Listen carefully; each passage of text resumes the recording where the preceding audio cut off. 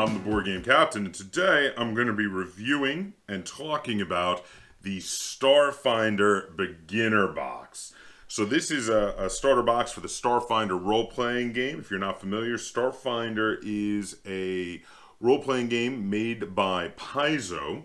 And I want to start off this review by thanking Paizo for sending me this review copy of their Starfinder beginner box here to check out and film some content with. Now, this is meant to be the starting point for the Starfinder role-playing game, which is a sci-fi and fantasy mixed role-playing game using a variation on the D20 system from back in the day that Dungeons & Dragons used to use in 3rd and 3.5 editions when they used to have the open license. This is evolved from that system. So it's very closely related to their Pathfinder line as well, because it also uses a system that is based off of that as well. So again, this was published by Paizo, and on the back of the box, they list their Starfinder Beginner Box as being for 2 to 7 players for ages 13 and up, and playtime as 60 minutes. So now I think for the 60 minutes they're referring probably specifically to one of the sample adventures that comes in here, the main starting point sample adventure, which is meant to be very quick and you can play it in an hour. I was going to say most role-playing games, once you get into them though, the sessions are going to go longer than that. Ages 13 and up, that's probably a good age to start doing role-playing games of this level of complexity. Is you want to at least be 13 before you get into it, and at 13 you're probably not going to be the game master though. Probably, I mean, that's more if an older sibling or parent is getting you into role-playing games. 13 is probably okay to be a player. As for the 2 to 7 players, role-playing games do function at 2. You could have 1 player and 1 game master, but I think they're generally best at 3 to 5, I think. Maybe even a little more depending on the system, but you generally want to have enough so that the players can talk to each other. So I don't generally like doing solo games, but I do know that there are some people who like playing just them and the game master. That is a thing that happens out there. So now let's have a look at everything that comes in the box if you are to get the Starfinder Beginner Box. So the first thing I want to talk about is this box. When you open it up, the first thing you see is this sheet here, which this is great.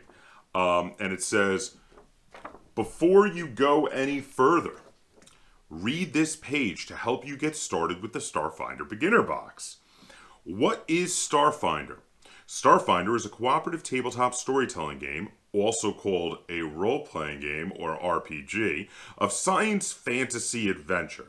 The Starfinder Beginner Box is your introduction to the Starfinder role-playing game and has everything you and your friends need to play out exciting science fantasy stories. So I want to focus in on this science fantasy thing. I originally was under the impression that Starfinder was just their sci-fi game, but this is not the future of Earth and humans from Earth going out and finding these alien races. This is actually seems to be the future of the Pathfinder universe. And for some reason, Galarian has disappeared, and there's a period of time where all history is lost, so nobody really knows how it happened. So there's still magic, but there's also high-tech weapons and ray guns and such. So it's kind of interesting. It is definitely a mixture of sci-fi and fantasy. If you're an old-school gamer, you may have back in the day, or even still now, because they're still in print, played either Rifts or Shadowrun, which are 2 other versions of sci-fi mixed with fantasy. But thankfully, this fills a bit of a different niche, because while Rifts is post-apocalypse mixed with fantasy, and Shadowrun is sort of cyberpunk mixed with fantasy, this one is like space opera mixed with fantasy. You get on a spaceship and you travel around and think either people aboard the Millennium Falcon or the Serenity, but some of them have magical powers. And that's kind of, well, I guess the Millennium Falcon, some of them did have magical powers. It was called the Force. Okay, so moving on this sheet, because I really like this sheet and I want to talk more about it. Then it splits into two sides here. One side says if you have a group, and the other says if you are on your own. And on the if you are on your own side, it says Starfinder is designed for group play, but you can still experience an adventure on your own. Grab the Hero's Handbook and turn to page 2 to read the solo adventure, Scoundrels in the Spike, which will teach you the basics of the game. Okay, so I want to start with this because this is what I did first. I went right into it, and this solo adventure was great. All right, it's in the Hero's Book, and what it is it's essentially like a choose-your-own-adventure. It kind of plays like a short choose-your-own-adventure book, except that in some places, instead of questions, you're rolling dice for your skills, and then the answer is, do you succeed or do you fail? And then you also have combat in there, and it tells you how to do the combat, and it tells you if you ever die, you should turn to a certain entry, which would be the lost paragraph. But as long as you defeat that enemy, you have a different paragraph you turn to. This was a brilliant way, in my opinion, an absolutely brilliant way to introduce the idea of how an adventure would be run in a role-playing game, especially to someone who maybe hasn't ever played a role-playing game and is trying to get an idea of how they would run it for their friends or siblings. This was brilliant. I really liked that a lot. And in addition to how brilliant it is to introduce the idea to you, I just enjoyed sitting there and rolling dice and playing it out. I just enjoyed doing that. So now on the other side it says, if you have a group, every group needs a game master. Select one player to be the game master. The rest of the players will play futuristic science fantasy heroes. And then it gives you some recommendations of how to easily, quickly grab the pre-made character sheets that are in here and use them. Or you could make your own character, and it tells you where to find the rules for that. And also, if you're going to be the game master, that you should look on in the Game Master's Guide to get some more information there. Then on the other side, it has the contents. So here are the contents of the box. So as you can see, it has a bunch of sheets, 3 to be precise, of characters and creature pawns. These are cardboard punch-out characters. I've got some of them set up in their standees here. It comes with 24 plastic bases. You can have up to 24 characters in a combat at once. And I mean, the punch-outs have the nice artwork on them. There are some really big ones for bigger creatures. This guy, who's obviously meant to be a major villain, actually gets a color background. There's all sorts of different sorts of creatures in here that you can use, either as, in some cases, NPCs or as monsters and villains. I'm going to show you some of these now. And of course, there's others that can be used either as player characters or as NPCs. And here I have some of those already set up as well. Let me just get a hold on some of these so I can show them to the camera. Here are a couple of player characters, and here are a couple more.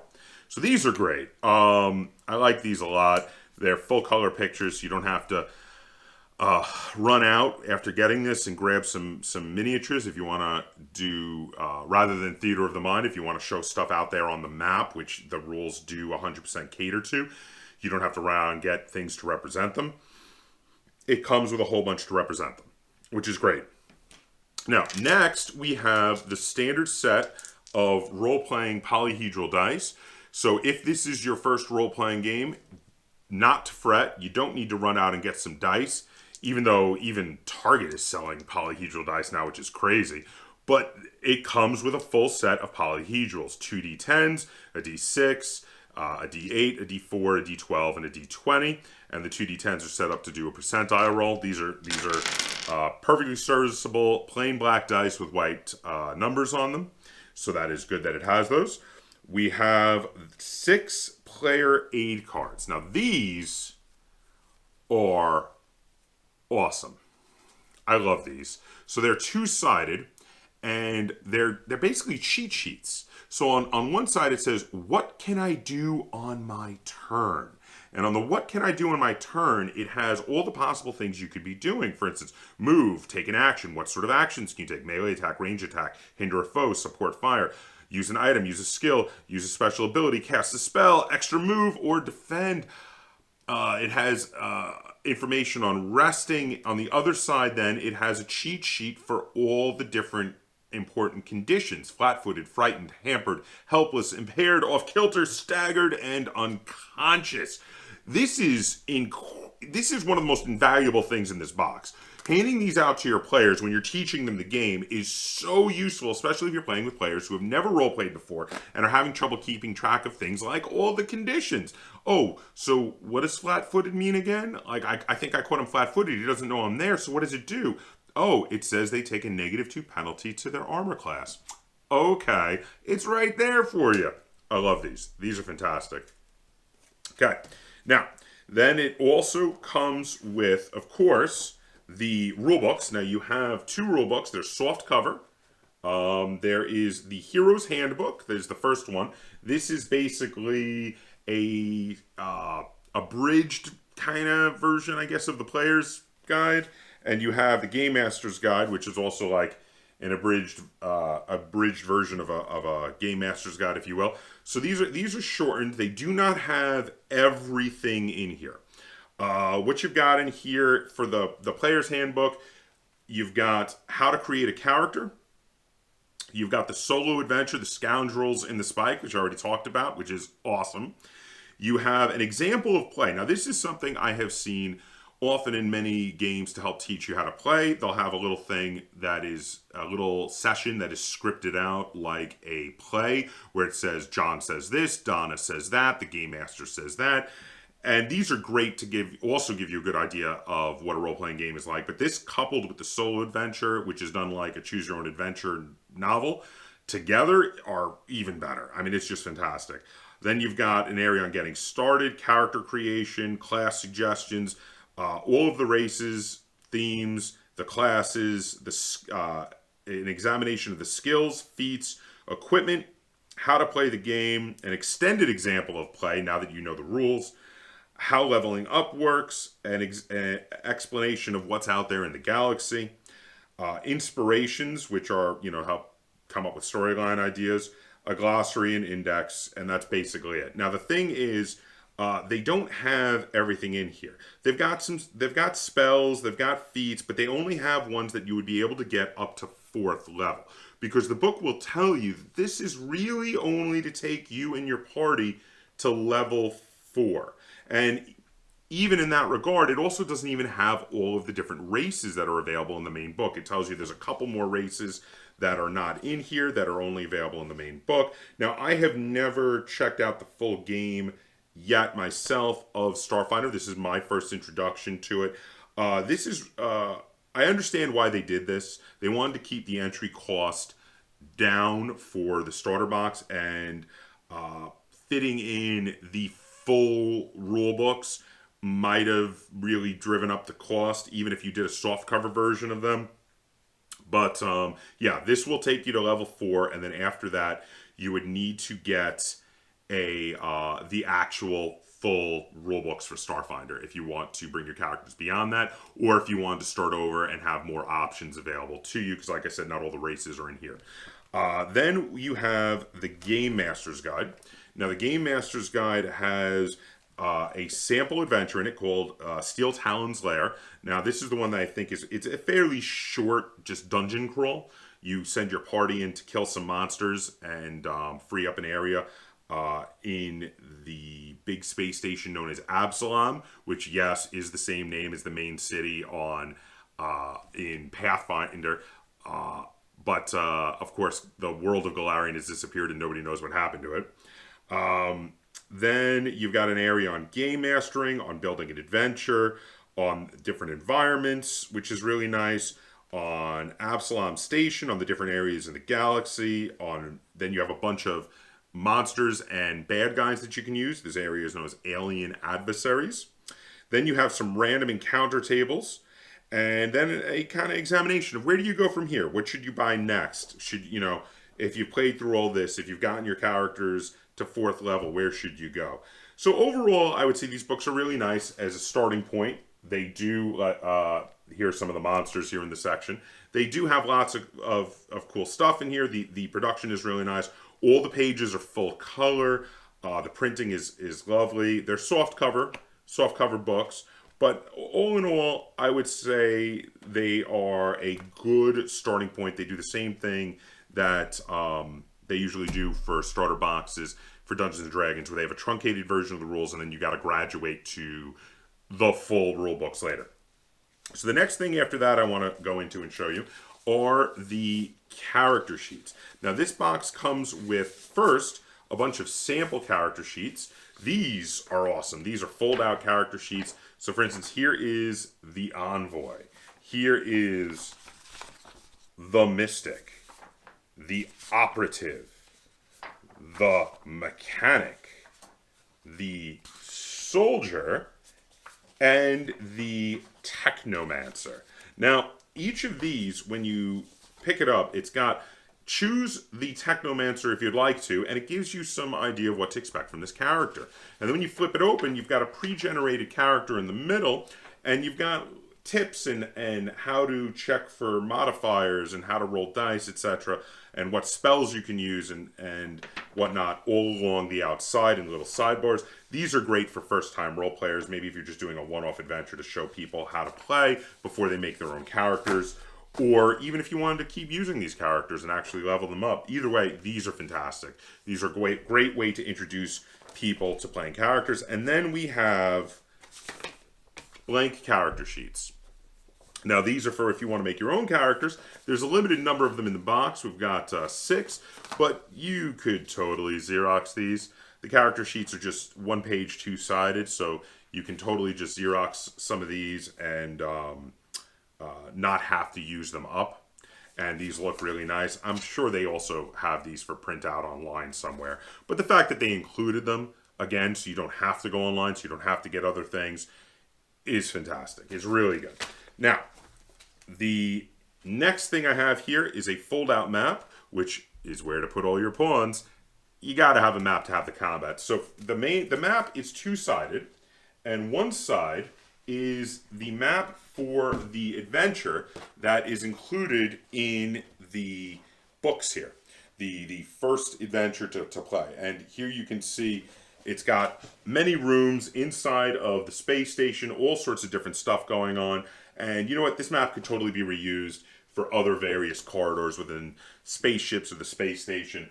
It's really nice. I love the artwork style on it. It's really good. It's thick. It's also, it's got that slick kind of coating so that you can draw on it with dry erase markers and still erase them. And on the other side, we have blank squares. And this is 100% all about those dry erase markers, because you can make whatever corridors, whatever rooms you want to on the other side of this. I love that it comes with a map. This is fantastic. Okay, so the final thing in the box is this page here, which says the adventure continues. And it basically tells you about the core rulebook, the Packed Worlds rulebook, which gives you more in-depth examination of some of the planets you can visit, and the Alien Archive, which is like a bestiary for this game, which would be where you graduate onto after doing this, maybe first few levels with this beginner box. Again, it can take you up to level 4. And then it tells you about the Starfinder Society, which is a organized play group across the world for playing Starfinder, just like the Pathfinder Society is for Pathfinder. That's everything that comes in this box. So now I'm going to talk about how I feel about this box, how good of a starting point is this for getting into Starfinder, how good of a starting point is this for getting into role-playing games other than the most basic ones that are specifically just designed for kids, getting into more adult role-playing games. How good of a starting point is this box for that? As well as how good is everything in here in regard to, are you going to keep using it when you're done, when you're past level 4? Are these things that will stay with you, that you will keep using? Because those are the main kind of, in addition to the actual content of the books, which I've read cover to cover, and the production quality of everything, those are the main things that go into rating a beginner box for me. So I'm going to talk about that, and then I'm going to rate it. So Firstly, how good of a starting point is this for getting into Pathfinder? It's fantastic. Excuse me, Starfinder. Uh, yeah, you've got everything you need for the first 4 levels. So, and a lot of these are things that you would not normally have otherwise, like the cheat sheets and the pre-gen characters. This is a really great starting point for getting into Starfinder. There's a lot here that is makes it really easy to get into, really easy to understand. The books are organized in very user-friendly manner. This is a fantastic way to get into Starfinder. Now, how well is this a introduction to role-playing in general? Okay, this is one of the best introductions to adult role-playing games that I have ever seen. And what it comes down to is how many different ways they give you examples of what the role playing is going to be like. They do, like I said, the play structure examples of play. And they have a couple of those in there. They have a short one and they have a more advanced one later once you've read the rules. And then also that solo adventure. Oh man, it's just really cool. Like, I want them to do their own choose your own adventure with role-playing game rules series of books like that, because that was so much fun. I just enjoyed doing that. So yeah, this is a fantastic entry point to role-playing. If you're trying to introduce people to role-playing games that have never played before, this is a great place to start. And the system does seem quite fun. Also, I'm a fan of the Pathfinder system, and this is very similar to that. So I would definitely recommend it for that. Now, how is this for in regard to production and attractiveness? This is gorgeous. The pawns look really great. The artwork style is fantastic. The map is really great. The artwork style in the books is beautiful with full color printing, full color pages. I love the illustrations in here. It's just beautiful. The production is really nice. I love the images they have of characters and planets. Lots of different cool stuff to look at. Definitely really nice. Okay, final thing. And this is the one place I have a bit of a gripe. And this is, how much am I going to use all of these components while I keep playing? Okay, so you got dice. These can go right in your dice bag. They're fairly basic, but, you know, these could be also something you keep around as a spare set for someone who's their first time role-playing. You could be like, here you go. You could use these forever. They're fine. You've got pawns. These are great. You're never going to get rid of these. You're going to keep the stands and the pawns, and you can use these forever. They sell more pawn packs where you can get more of these, and you've got enough stands that even a fairly large combat can be accommodated with the number of these plastic stands that you have to put the cardboard punch-out pawns into. So this is great. These are fantastic. Even as an advanced player, you're going to want this around to remind yourself of the conditions. These you're going to use forever. The map is going to show up again and again, especially since you have a blank side that you can draw on. The character sheets, you can Xerox those if you don't have a good internet connection. You have trouble, maybe, I don't know, if you don't have an internet connection. I don't know how you're watching this video, but if you don't, you could Xerox these, you know, down at the library instead of printing out the character sheets from online, I guess. So this is nice that these are in here. The pre-gen characters, you're not going to probably use these past a couple games. You might, even if you want to start with these and then level them up, you're probably later, when you get the full books, going to graduate away from these, unless you were doing these as a game master at a convention for a one-off game to introduce people to the system.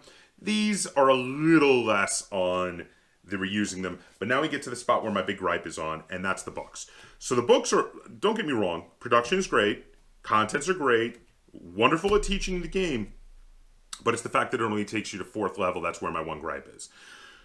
I understand they didn't want to put the full hardcover books in this box because those books are like $50 each, $60 each. I mean, they're hardcover, they're beautiful, amazingly produced, and they're huge, and they're full color printing, and it would make this box prohibitively expensive, and it would also have to be significantly larger too to fit those in.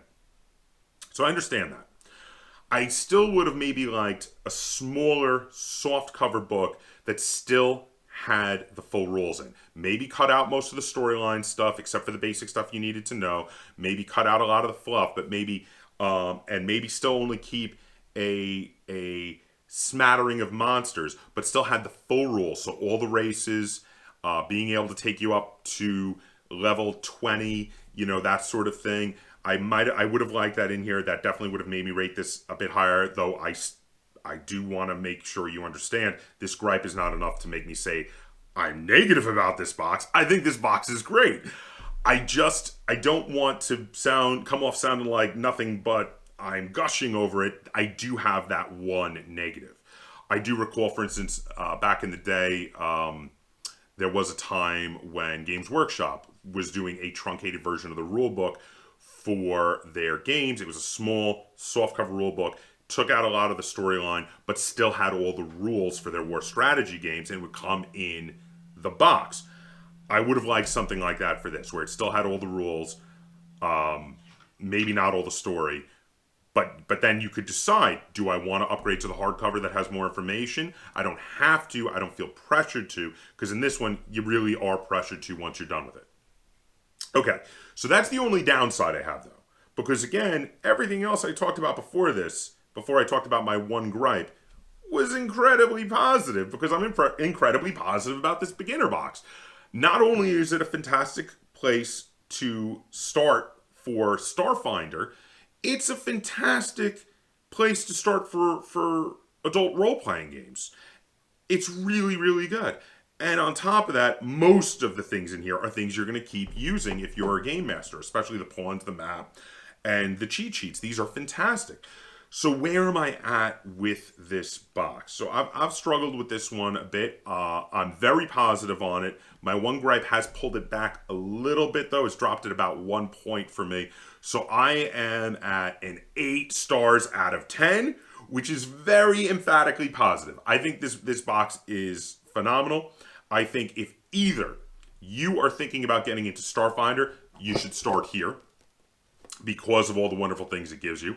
Or if you are thinking about maybe you've already introduced, maybe you have kids and you've already introduced them to the idea of role-playing games with the kind of very rule-simple, kid-friendly role-playing games that are out there. I know there are some out there that are specifically aimed just at children, and now your kid is becoming a teenager and you're wanting to introduce them to adult games and they love space opera stuff. Maybe they're really into Star Wars or Guardians of the Galaxy, which is a great example of something that this could do well, as a story like Guardians of the Galaxy.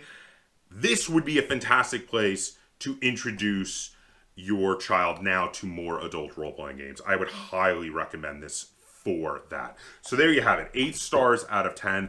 I really enjoyed reading this. I think I would be interested in checking out the full books at some point. I definitely have a lot of stuff I would use for that if I did. This is a really cool role-playing game. I like the universe. I'm very intrigued to find out if they ever did or do an adventure that tells you about how you got from the Pathfinder world to the Starfinder universe. I'd love to connect those dots. I wonder if they ever did something where you were able to discover that. But there you have it. If you have any comments, questions, or concerns either on this video or on the Starfinder Beginner Box, feel free to put them in the comments down below.